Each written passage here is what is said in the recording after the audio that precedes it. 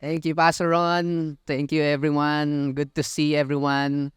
Okay, magandang hapon po sa ating lahat and Merry Christmas na rin. Pwede po bang batiin natin ang katabi natin? Merry Christmas. Ayan. Actually, nabanggit ni Pastor Ron po kanina na 15 years ago, ilang years ago yun? So 2006 kami pumunta po dito as a campus missionary, and then 2009 ay nag-start soft launch ng church, and then 2010 yung grand launch December 10. Tama, no? Anong December 12 po ngayon, ano? December 12. So December 10 yung grand launch ng Victory Lokban. Official launch po yon. So 13 years ago. Tama, 13 years na po ang Victory Lokban. Praise God. Palakpakan po natin si Lord sa ginagawa po niya. Dumaan po yung pandemic. Lahat po ay talagang lahat ng churches na apektuhan. But alam naman po natin na dahil si God ang nagbibuild ng church, the gates of Hades, the Bible says, shall not overcome His church. So kaya nga po, 2020 ay na amazing po na by the grace of God, tayo po ay nung 13 years po, 15 years dito, God sent us to Calapan. 2020 po yun, in the middle of the pandemic. And right now po, by the grace of God, ay meron na po tayong thriving na church po sa Calapan po, sa Oriental Mindoro, kung mapapagawi po kayo doon. And actually, meron pong from Calapan po dito, from Mindoro, si Jess, po yung family ni Jess, at saka si Belle. Thank you so much for joining. Actually, sila po ay talaga, may bahay din kayo sa Laguna, pero taga Mindoro po talaga sila. One of our faithful members, faithful members ng Victory Church Calapan. And of course, na rin po, sila po ay part ng Victory Group po natin sa Calapan. So dito pa tayo nagkita, no? So kaya kabababa lang ni Jess, kasi seaman po si Jess. Alright, katulad ni Ate Mabel, si Captain Jojo, kasasakay lang Ate Mabel, no? Anyway, so good to see everyone. Kayo ng umaga po ay, as I preach, good to see similar, of course, hindi pa nagbabago yung mga mukha natin. Iba lang po ay medyo, dahil binibless po talaga na ni Lord, kaya nag-grow, so may mga, anyway, maka-offend ako pero mga nagagapuhan at nagagandahan pa rin po ng mga mukha na nandito. God is really amazing. God is doing great sa church po.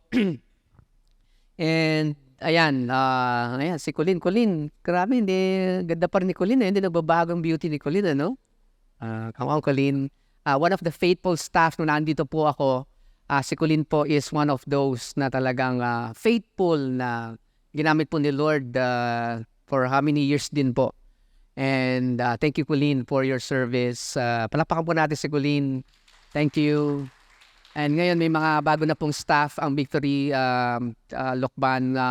I'd like to honor Pastor Ron for his leadership. Kayo na po sa leaders meeting, nilagin ko po sa kanila na mas madali pa po yung mag-plant ng church. For me po, mas madali po yung mag-plant ng church kasi yung sasuma po ng church, yung parang minigay sa'yo, tapos siyempre mas kilala yung nag-plant. So may challenge, talaga, iba yung magkaiba yung personality, everything. Pero ako po ay na-amaze na kung paano si Pastor Ron at si Lal, wala lang po si Lal dito, ay grabe po na kung paano po nila tinawid po from pandemic hanggang ngayon. And I believe God is growing this church.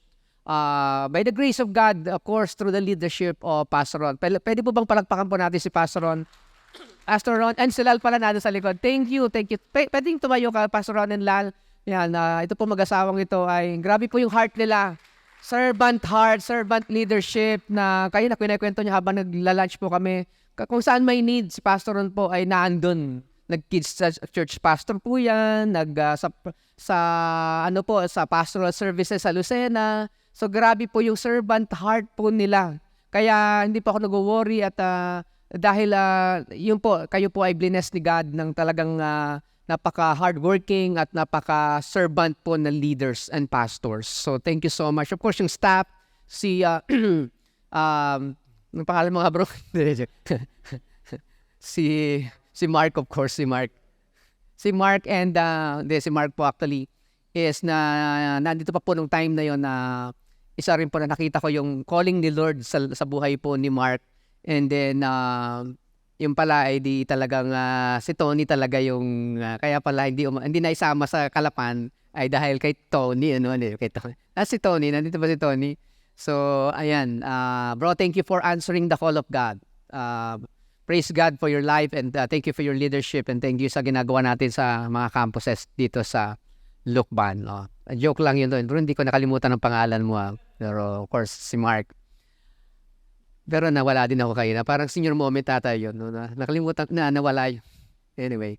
So, yun po. Praise God. So, puntahan na po natin yung pag-uusapan natin this afternoon. Okay? Yung hapon po na to na pangalawang linggo na po tayo ng series po natin, teleserye po natin na The Miracle.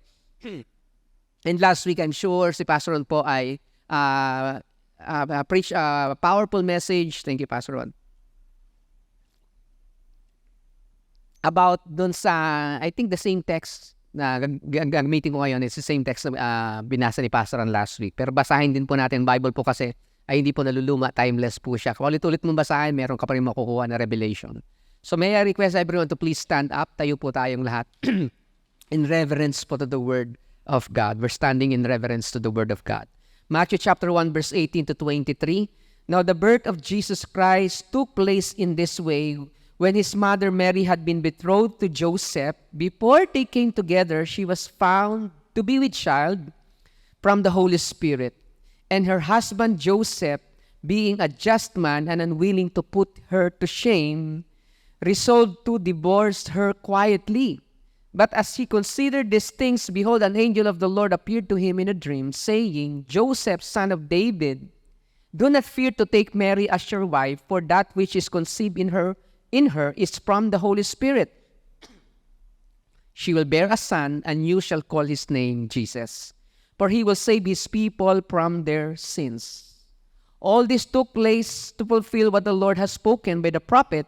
Behold, the virgin shall conceive and bear a son, and they shall call his name Emmanuel, which means God with us. This is the word of the Lord for each and every one of us. Let us bow our head and let us pray. Panginoon, maraming salamat sa iyong salita na nagbibigay buhay, nagbibigay ng pag-asa at nagbibigay ng gabay at patnubay sa amin. Lord, tulungan mo kami na paniwalaan, Lord, pakinggan, embrace, Panginoon, at i-apply ito sa aming mga buhay. Salamat sa iyong presensya ngayong hapon na to. Sa pangalan ni Jesus, Amen. Maraming salamat po sa pagtayo. Pwede na po tayong umupo. Ito pong text na binasa natin from 18 to 23 ay again yung about the announcement of the birth of Jesus Christ. Pero magdudwell po tayo doon sa verse 22 and verse 23. Na binanggit po doon, all this took place to fulfill what the Lord had spoken by the prophet. Behold, the virgin shall conceive and bear a son, and they shall call his name Emmanuel, which means God with us.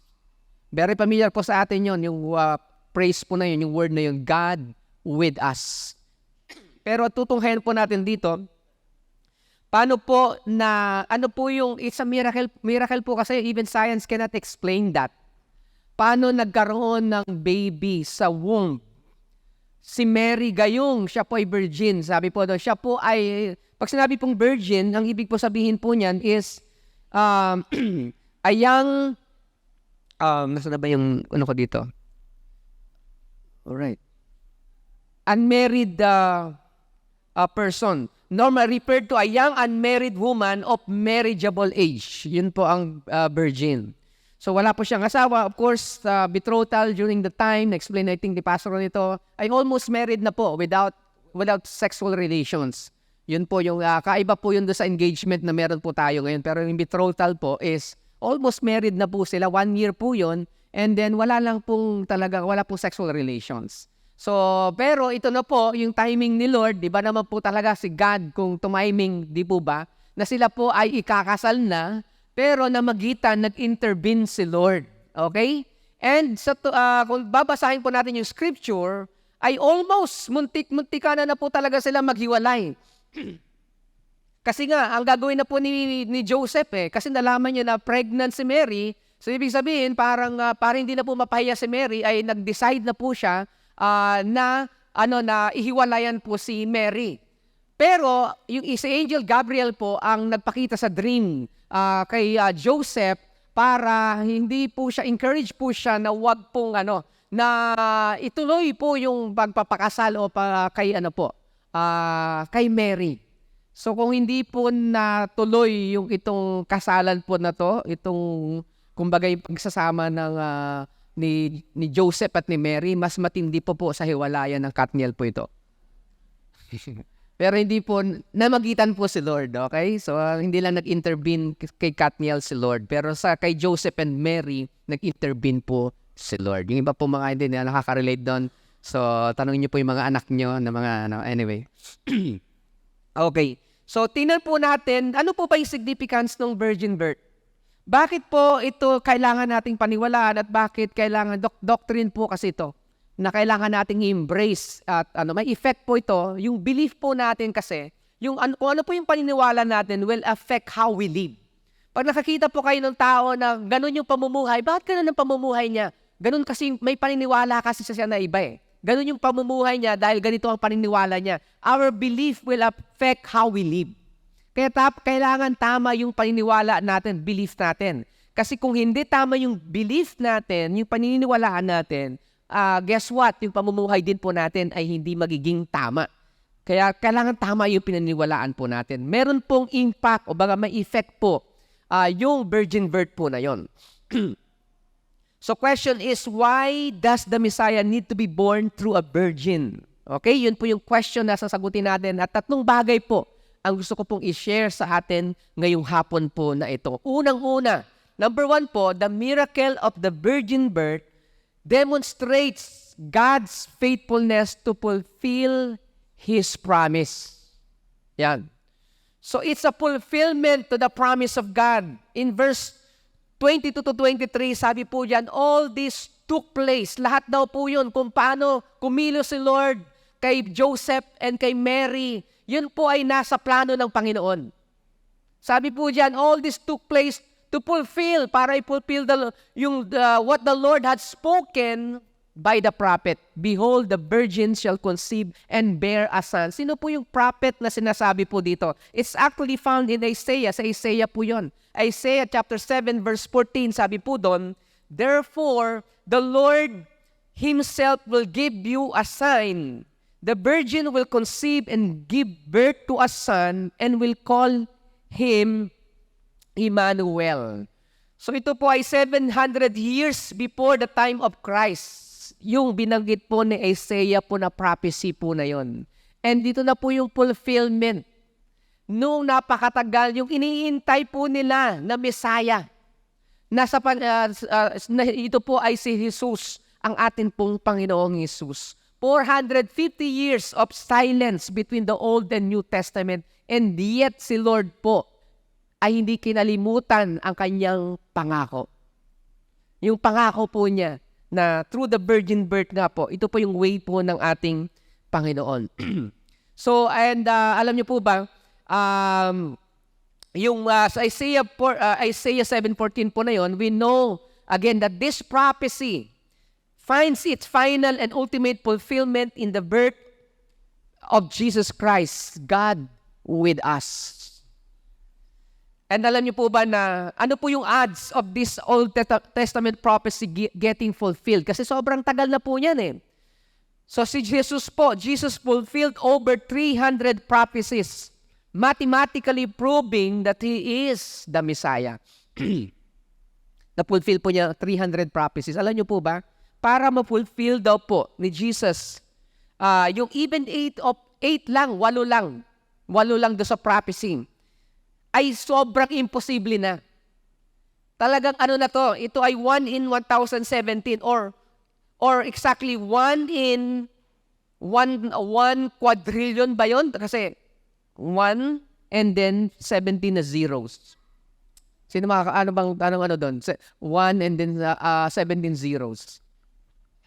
So, sige, leave it there. Pero, so sobrang, yung probability na mangyari, hindi 1 in a million, hindi 1 in a trillion, quadrillion eh. So, and yet, 300 prophecies, pinulfill lahat mo ni Jesus Christ. Sa Old Testament, yung mga sinasabi, pinulfill ni Jesus Christ. Pagpapatunay yun, na siya yung hinihintay na Messiah. Alam niyo po, ano pong sinasabi po nun? The birth of Jesus gives us the assurance that God hears and answers our prayers. Naririnig ni Lord at sasagutin ang ating mga panalangin. Naka-experience na po ba kayo na sinagot ni Lord ang panalangin ninyo? Na-experience, naranasan na po ba na sinagot ni Lord ang panalangin ninyo? Si Mark po ay tuwang-tuwa dahil sinagot ni Lord ang kanyang panalangin. Ganon din si Tony na tuwang-tuwa po. Sino pong pinakantuwang-tuwa ba? Sino bang jackpot sa inyong dalawa? So, ikaw. Oh, siguro din mo bro? Ayan, okay. So, si Mark, jackpot, ano? So, ang dami na rin pong sinagot na panalangin ng Panginoon sa aming mga buhay. Ito po, walang kupas ko po. Lagi ko pong sinasabi, 2009, we're praying for a brand new car. God gave us a brand new car. 2000, matagal na po ito. Pero grabe po, hindi po ako nagsasawa na sabihin kasi faithful po si Lord. Walang pong imposible sa ating Panginoon. Second point na pala yun. Pero si Lord po naririnig ang ating mga panalangin. Yun po yung assurance natin. Yun po yung kasiguruhan natin na si Lord, kahit na nga po yung minsan yung prayer na, hindi ka na parang nagpipray, may daing ka lang. Si Hannah in the Bible, wala nga po siyang, nakita siya ni Eli, na akala ni Eli lasing si Hannah. Si Hannah po in the 1 Samuel or the 2 Samuel, kasi wala po siyang anak, nagpipray siya. Tapos di ba ang anak ni Hannah ay si Samuel. So nagpipray, wala po siyang anak. Parang yung hindi na yung talaga sa gusto niya na magka-baby, magkaroon ng anak, yung talagang sobrang din yung himutok. Parang ano niya na, Lord, bigyan mo na ako ng baby. Parang wala po siyang yung parang nag-ano lang siya na, what do you call that? Whatever. Pero hindi niya yung hindi masabi, mabanggit. Pero dinig ni Lord, God gave Hannah a boy, Samuel. Ganon din po sa atin. Minsan may mga prayer tayo ngayon natin ipag-pray kay Lord. Pero narinig ni Lord, sabi nga po sa Bible, bago pa lang lumabas sa bibig mo yung ipapanalangin mo, narinig na ni Lord.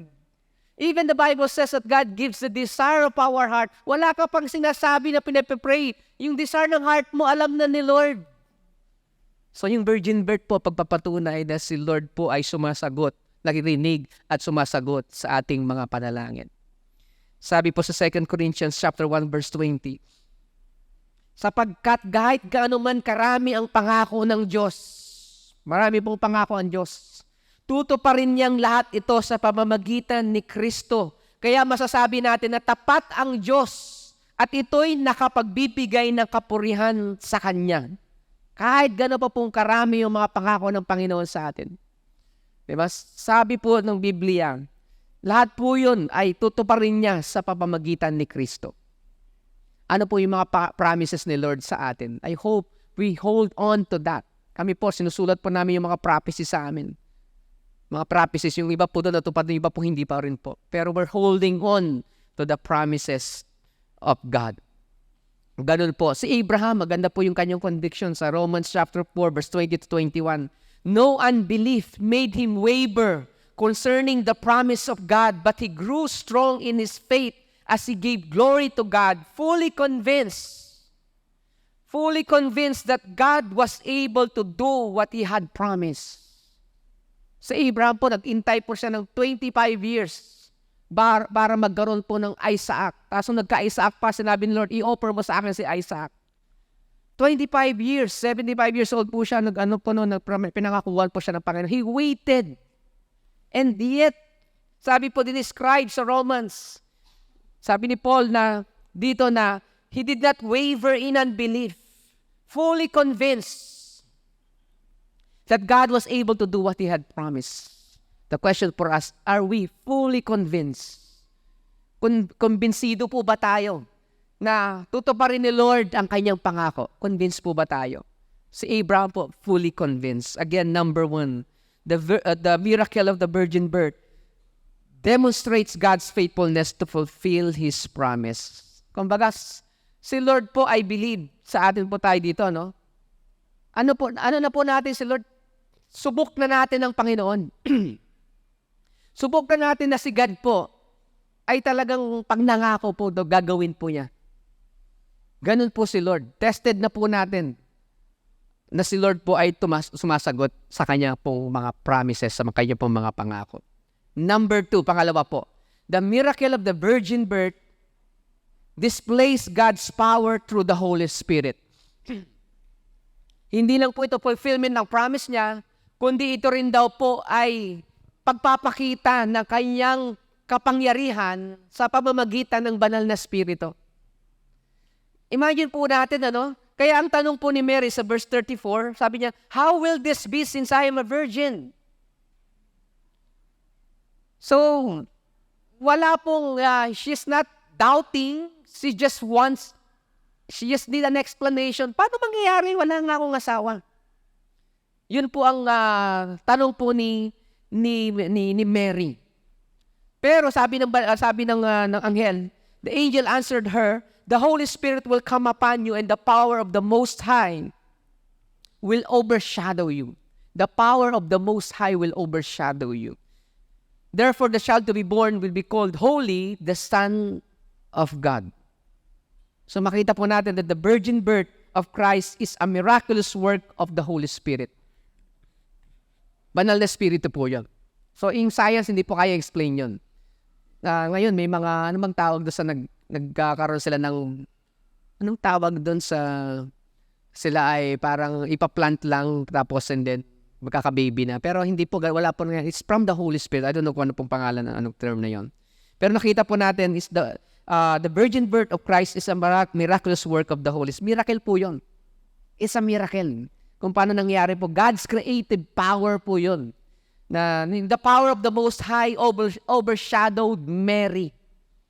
Na sa kanyang situation, nagkaanak po siya. So, on the other hand, sa verse 36 to 37, Luke chapter 1, even si Elizabeth, ang situation naman niya, kung si Mary ay may ikakasal na, pero walang asawa, pero nagka-baby, si Elizabeth naman ay may asawa, pero baog po siya.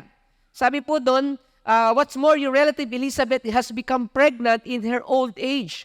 People used to say she was barren, but she has conceived a son and is now in her 6th month. For the word of God will never fail. Or sa ESV translation, sabi doon, for nothing will be impossible with God. Pwede po ba sambitin natin sabay-sabay? 1, 2, 3, go. For nothing will be impossible with God. Tayo po, may mga limitasyon tayo. May mga bagay na imposible po sa atin. Hindi natin kayang gawin. Pero not with God. Yung contrast po, not with God. Nothing is impossible with God. With us, ang dami pong hindi kaya natin gawin. Imposible sa atin. Pero not with God. For everything, for all things, sabi doon, nothing will be impossible with God. So in-overshadow ng Holy Spirit yung limitasyon, kumbaga, ni Mary. Wala siyang asawa, paano siya magkaka-baby? Pero because of the power of the Holy Spirit, siya po ay nagkaroon ng baby sa womb niya. Si Elizabeth, on the other hand, ang limitasyon po niya, baog po siya. People used to say she was barren. Sanay na sila kay Elizabeth, barren siya, si Elizabeth. Si Elizabeth, barren yan. Alam nila, walang anak talaga. Tapos matanda na. So parang tanggap na nila na ganun talaga si Elizabeth. Pero because of the power of the Holy Spirit, yung sinasabi nila, si ganito, barren yan. Nabago po. Nabago because of the power of the Holy Spirit. Kaya nga po, sinabi ko po dito, what does people used to say about you? Anong tingin ng mga tao sa your family? Si ganito yan. Walang mapapalay. Wala, ganyan na talaga yan eh. Ganun po ba? May ganun din po ba tayo? Nang tingin ng tao sa akin, ganyan na yan. Hindi na bababago yan. Ganyan talaga yan eh. Pero alam niyo po, yung situation natin, sa health natin, doctors will say, kami po, we're still believing for a miracle. Hindi ko na pala napakilala yung asawa ko na magandang asawa kanina. No? Hindi ko napakilala. Of course, my wife nandun yung wife ko. And then yung napakaganda namin pong anak, ninayang po ako na isa lang po, ay walang magpapatuloy ng magandang lahi namin. So, isa lang, tas babae. So, anyway, joke lang. Ba't ko nasabi yun? So, yung situation, si Gabi po ay nag-i-insulin ngayon 4 times a day. Alam ni Ate Mabel, nag-i-insulin si Gabi 4 times a day. And yung the doctor in science will say, may mga doctors po ba dito? The doctors, I respect and I believe, we appreciate yung mga doctors.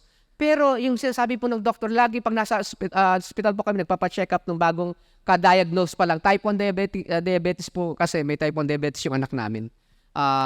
Nag-insulin siya 4 times a day. So laging parang kami, Doc, ano yan, hanggang kailan ito? Ay, Mrs., tanggapin niyo na po na habang buhay na po na ganyan yung anak niyo, na siya ay tuturukan, may insulin po siya, habang buhay na po yan. Pero ano niyo po ba, magugulat po kayo, pero ninakatingin po ako sa doktor, nasabihin po ng doktor na gano'n, twice or thrice na po na gano'n. Nakatingin ako sa kanya, and yet God is saying something different sa akin. No, don't believe that. That's not true. Believe my word. Ang words ni Lord sa akin is, yung sa Romans din na sinabi na he can create something out of nothing. That's the word, yung word ni God. Even that he can, out of nothing, God can do something. So sabi niya, patay na yung pancreas, mamatay na, hindi na mahihil yan. So, science, and talaga sa science mo talagang, ganun na po talaga, di po ba? Hindi na po talaga yan, for life na po yun. Pero iba po yung word ni Lord. Iba po si God. Pag si Lord po nagsabi, pag sinabi po ni God, kahit na gano'n po ang miracle po hindi rin ma-explain ng science Pero pag si Lord po, yung word ni God, may sinabi si Lord. Parang as if, nakatingin ako sa doctor, sinasabi niya, pero God is saying something to me, don't believe her. Parang gano'n, ako ang paniwalaan mo. I will heal. Para as if God is saying to me, I will heal your daughter. So, and right now, we're still believing. 6 years na ata na may type 1 diabetes si Gabi. But we're still believing, holding on sa promise ni Lord. Okay? So what people used to say about you does not define you. It is neither fixed nor permanent, but changeable through the power of the Holy Spirit. By the power of the Holy Spirit, si Elizabeth, ganun na talaga siya. Mamamatay siya, na barren siya. But because of the power of the Holy Spirit, grabe po, nagkaroon po siya ng baby at her old age. Kahit matanda na. Ano po yung mga sitwasyon sa buhay po natin na parang seemingly permanent and fixed na? Do you believe God can do something about it? Do you believe na kaya ni Lord na mag-miracle sa buhay natin? Ronchi, na magkakasawa ka na rin. Di ba? Ano po yung something na parang, wala na, parang hindi na, imposible na Wala kayong baby, nagpipray kayo, matagal na kayong do you believe that God can do something about your situation? Again, verse 37, for nothing will be impossible with God. Sabihin po rin natin, for nothing will be impossible with God. In your studies, ano yung pinapaniwalaan mo? Ano yung conviction mo sa studies mo? Okay na, pwede na to, okay lang to. Or do you believe that God can do something sa studies mo? Whatever, business mo, o whatever, sa family mo, ano po yung pinaniwalaan po natin? Maring imposible sa'yo, but not with God. Alright? So, ang answer po is the power of God through the Holy Spirit. So, ang question ko sa atin, ano yung limitasyon mo ngayon? Ano yung naglilimit sa'yo? Ano yung humahadlang sa'yo? Alright? So, sa pamamagitan po ng Banal na Espiritu, na-overshadow po yung ating mga weaknesses, yung ating po mga limitasyon through the power of the Holy Spirit. Okay? And then, yun po. So why is the virgin birth so important to our faith? The virgin birth validates that Jesus came from heaven. Yung pinapakita po nun. Kasi hindi po, kasi napaka-importante po nun. Kasi pinapakita doon yung identity ni Jesus as God the Son, the second person of the Trinity. Kung si Joseph po ang kanyang true father, then Jesus would be only a human being. Alright? He would not be the Son of God, as Scripture clearly states. He would had his beginning in time rather than eternally existing. Katulad po sinabi sa John chapter 1 verse 1, in the beginning was the Word, and the Word was with God, and the Word was God. Si Jesus Christ po yon. Kung si Joseph ang father niya, hindi po totoo yon. John chapter 1, contradictory po yon. Pero again, sinasabi po, dahil po sa virgin birth, hindi po namagitan, wala pong naipasa, hindi po si Joseph ang kanyang father. Alright? So, and second reason is, the virgin birth demonstrates that Jesus had a sinless nature. Kung si Joseph po ang father niya, then naipasa niya yung sinful nature niya kay Jesus. So, hindi niya rin kayang iligtas tayo sa ating mga kasalanan dahil siya mismo ay guilty rin ng sin. Kung hindi virgin birth po, kung si Joseph ang father niya. Kaya significant po yon na yung virgin birth po na yon ay may impact sa faith po natin.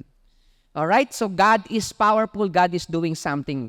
May isa pong testimony, si Cookie Ramirez po, asawa po ni Pastor Ricky, Ian Life San Mateo, nagka-contract po siyang COVID ng September 4 to 2021 po ito, kasagsagan pa rin ng pandemic. From condition na siya ay mild, naging serious, naging critical into impossible. Kasi yung mga doktor, nakita po nila yung resulta ng lungs po niya, yung 4 quadrants of her lungs, meron pa lang 4 quadrants ang lungs. Isa na lang po ang nagfa-function doon sa 4 quadrants na yon. So sabi ng doktor, sanay na kami dyan, 80% namamatay po talaga. Sabi ng doktor doon sa kay Pastor Ricky. And then sabi nung, ipaalam mo na sa mga anak mo. Di ba ganun, grabe. Sabihin mo na sa mga anak mo kasi wala na talaga yan. Mamamatay na talaga ang asawa mo. Grabe, no? So, pero ano pong nangyari? Yung Life San Mateo Church, they organized a daily Zoom prayer meeting doon sa asawa po ni Pastor Ricky.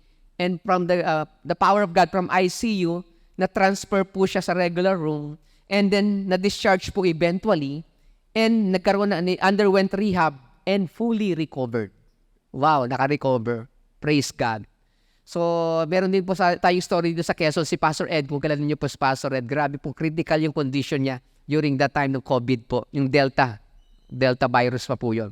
Pero by the grace of God, kung titignan niyo po si Pastor Ed, parang wala po nangyari. Kami po ay 24-hour prayer chain. Pinag-prayan po natin si Pastor Ed. And some of you probably are naging part nun, pinag-pray natin si Pastor Ed. And si Pastor Ed po ngayon, grabe po, amazing yung power ng ating Panginoon.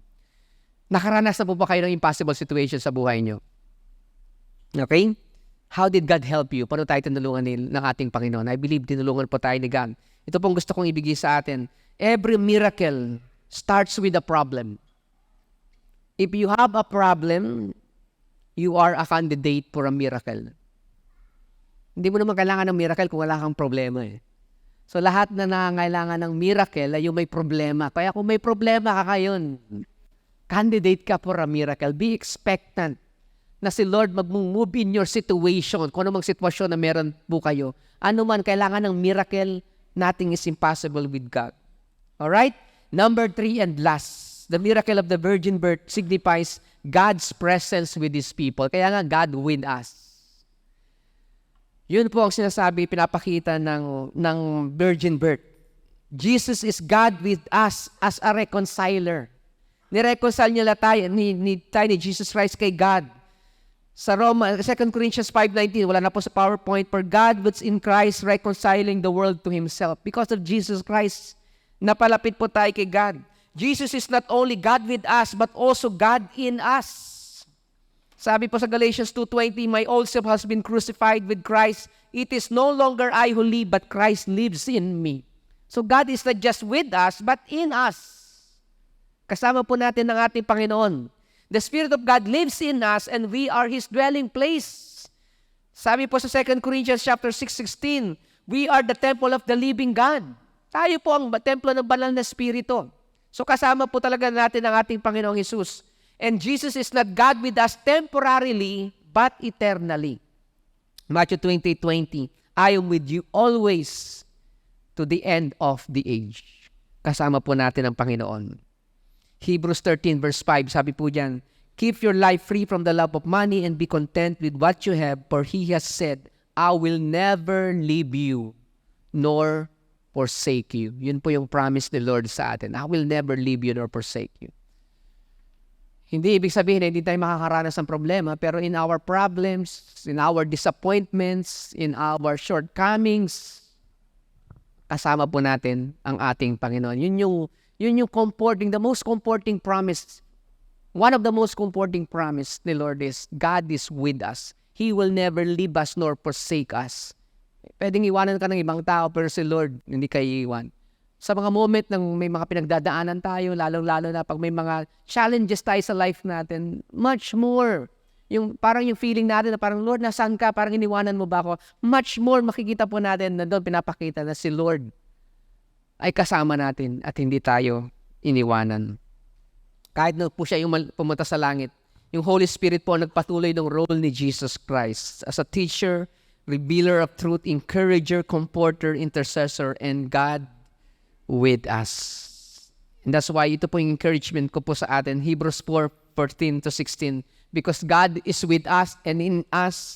So then, since we have a great high priest who has entered heaven, Jesus, the Son of God, let us hold firmly to what we believe. The high priest of ours understand our weaknesses, for he faced all the same testings we do, yet he did not sin. So let us come boldly, sabi po, to the throne of grace. Gracious God, there we will receive mercy and we will find grace to help us in our time of need. So yun po yung confidence natin to approach God because of Jesus Christ. So what should be our response to this? Let us trust God to fulfill His promise for our lives. Pagtiwalaan po natin si Lord na tutuparin niya po yung mga pangako niya po sa atin. Second po is, because Jesus is Emmanuel, let us acknowledge His presence. Let us be aware na kasama po natin ang ating Panginoon. At hindi niyo po tayo pinababayaan at hindi niyo po tayo kailanman. We cannot say that I am alone. Wala nagmamahal sa akin. No. Kasama po natin ang ating Panginoon. And for my take home point this afternoon, I'd like to call the worship team, the miracle of the virgin birth demonstrates God's faithfulness and His power to fulfill His promise so He can save and be with His people.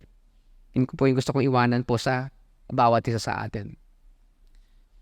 Praise God. Let's bow our head and close our eyes. Lord, maraming salamat po, Panginoon. Maraming salamat sa iyong presensya. Maraming salamat sa iyong biyaya. Maraming salamat sa iyong pag-ibig. Maraming salamat sa pagpapadala mo, Panginoon, ng kaisa-isa mong anak na si Jesus para mamatay sa krus, para magdusa sa krus ng Kalbaryo para sa aming mga kasalanan. Lord, maraming salamat sa iyong dakilang pag-ibig sa amin, na pagmamahal sa amin. Maraming salamat, Lord, na sa miracle of a changed life, miracle, every miracle na na-experience namin because of you, because of your grace, because of what Christ has done in our life. Gusto ko po ipanalangin ng bawat isa po sa atin dito. Kung nandito ka ngayon, kailangan mo if you need God's help, if you need God's intervention, doon po sa pinagdadaanan natin sa ating mga buhay, kung ano mo po yung mga sitwasyon sa ating mga buhay, kung kailangan mo ng intervention, ng tulong ng ating Panginoon, kung paano nag-intervene si God sa buhay ni Elizabeth at Mary, if that is you, we wanna help you, we wanna pray for you. Kung ikaw po yun, itaas mo lang po yung kamay mo, we wanna pray for you. Meron po ba? You need intervention in your health, in your finances, in your life right now.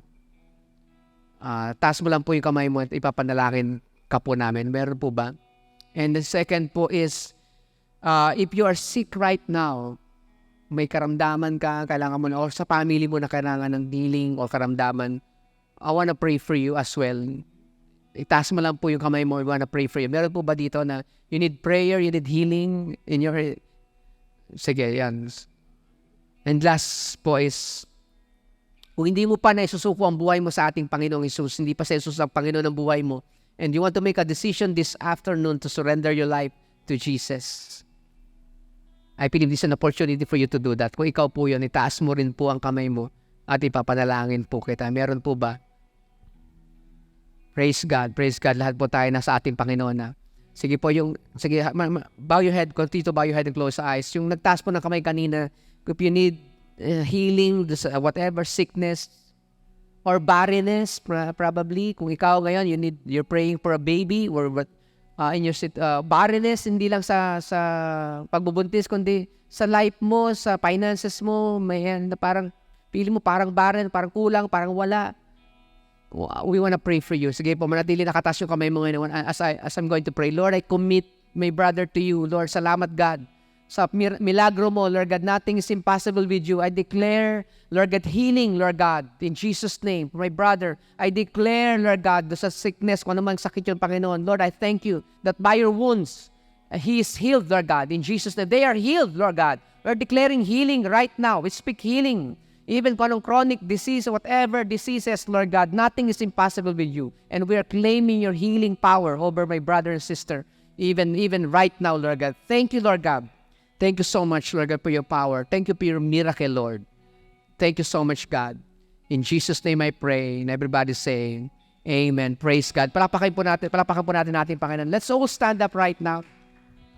Before we praise God, bago tayo matapos at papurihan ng ating Panginoon, kantahan po siya. Gusto ko pong taas po natin both of our hands right now as we pray, as we're going to pray. Conclude this in prayer. Lord, maraming salamat, Panginoon. Maraming salamat sa ginagawa mo sa aming mga buhay. Maraming salamat, Lord God, sa miracle na ginagawa mo, Lord God. Maliit o malaki, Panginoon. Lord, yung paggising pa lang namin sa umaga, that in itself is a miracle, Father God. Yung kami na andito pa rin galit sa miracle. Yes, may mga narasan kami, mga problems. But Lord, thank you. Thank you, Lord God, for your faithfulness, Lord God. And even this afternoon, we declare your goodness. We declare your faithfulness in our lives. And we thank you that you are good and you are faithful. Lord, maraming salamat, Lord. We praise and honor you. In Jesus' name we pray. And everybody say, Amen. Praise God. Come on po, papurihan po na. Let's